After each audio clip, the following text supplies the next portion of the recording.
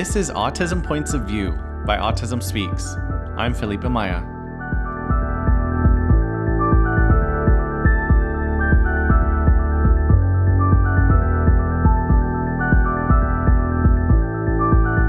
According to a 2015 review of studies in the journal Qualitative Health Research, fathers are underrepresented in research into parents' experience of having a child with autism.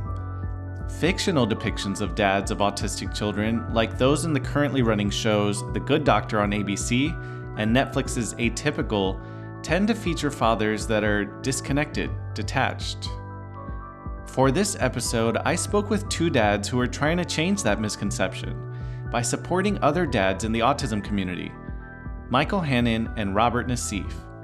They recently started a monthly support group for dads at Drexel University's The Autism Institute. They weren't sure what the interest would be, but before their first meeting, they already had 45 dads signed up. I'm Michael Hannon. Vocationally, I'm a professor of counseling at Montclair State University in Montclair, New Jersey. I'm married to a wonderful woman, LaShawn Hannon. We have two children.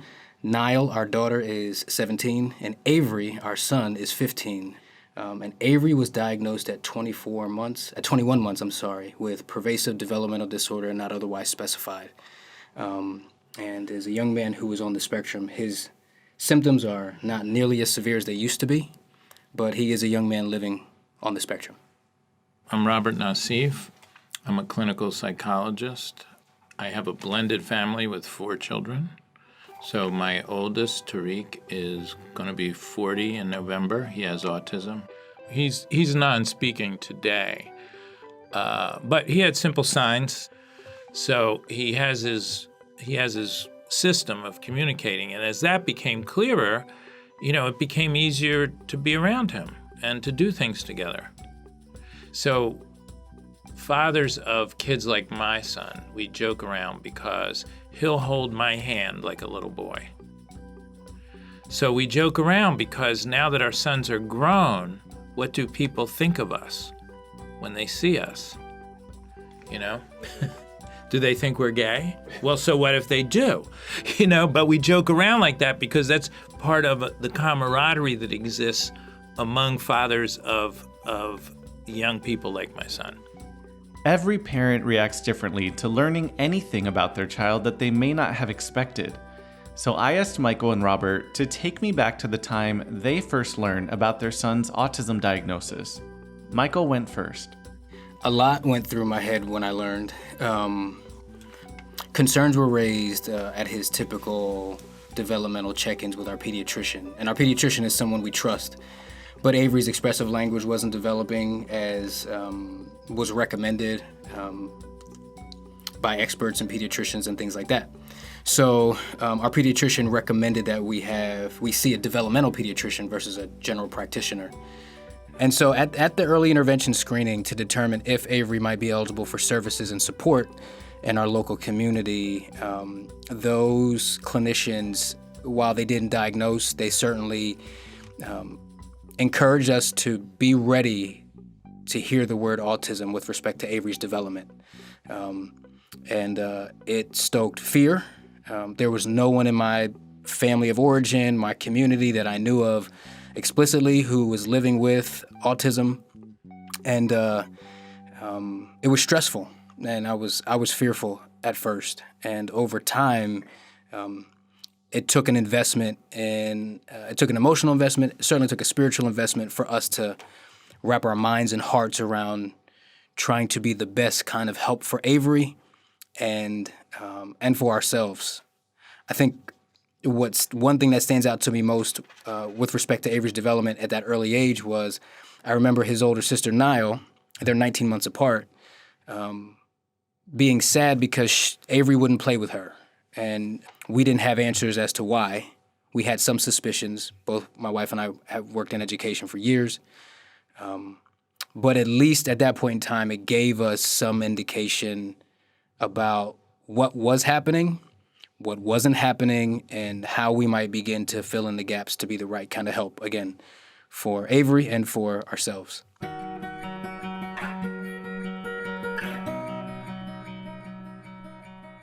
Well, It was very confusing because he developed normally for about 18 months and then he stopped talking. So an early intervention in the 80s started at age 3, as opposed to now you can get intervention from the day of birth on.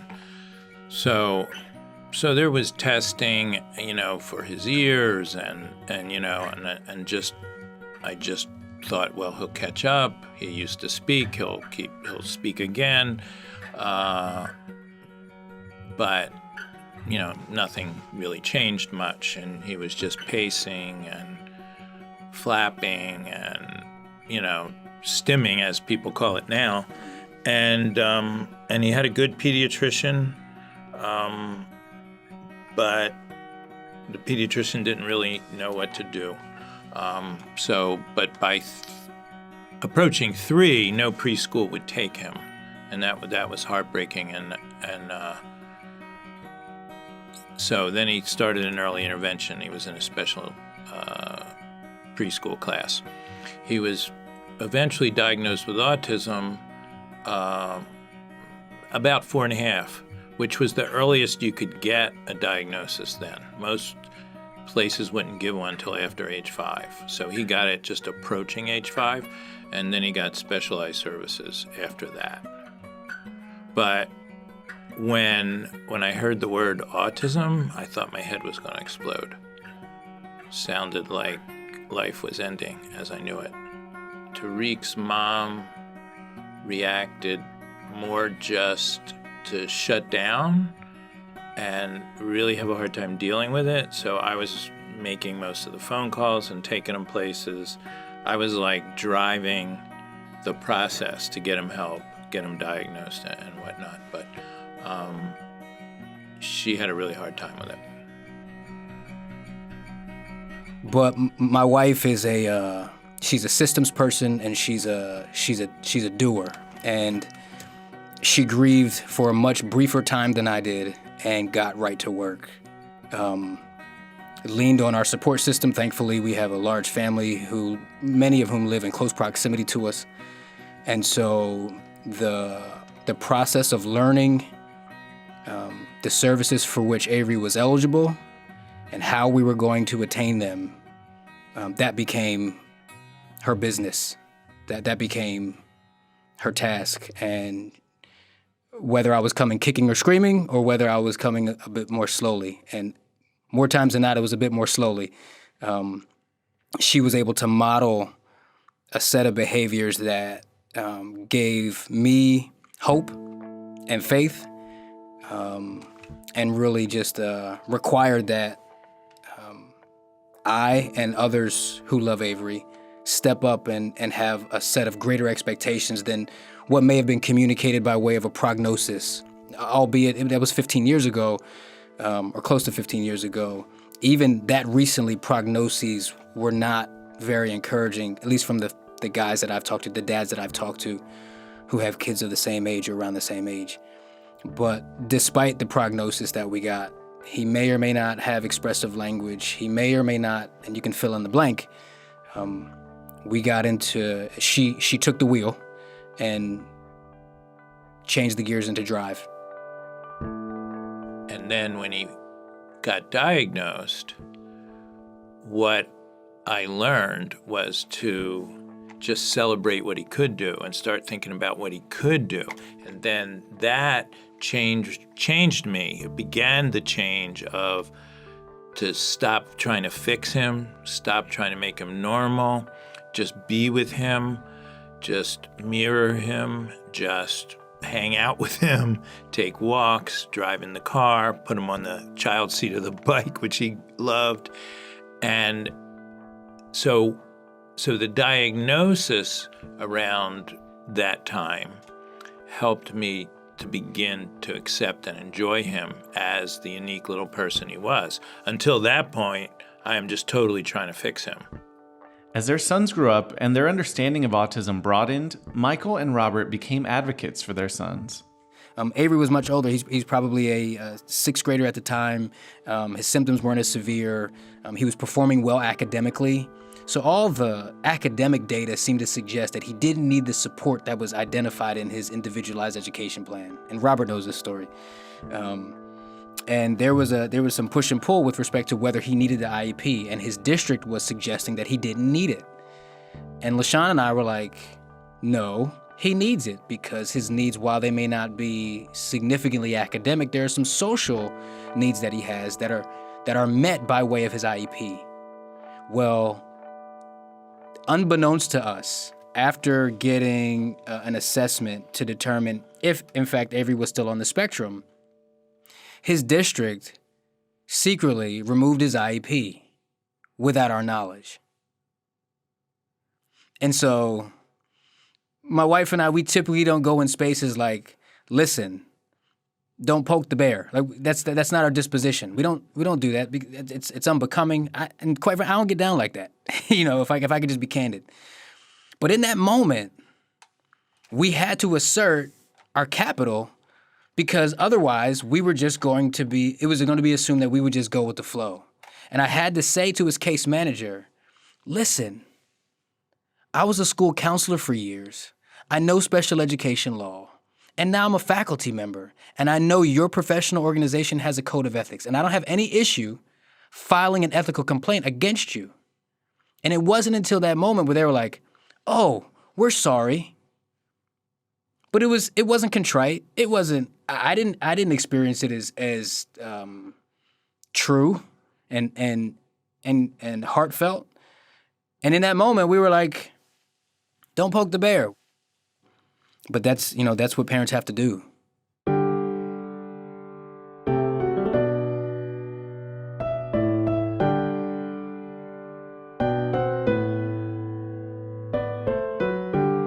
When my son was going on 9, and he was like the master of elopement. His neurologist called him Houdini. He got out of everywhere.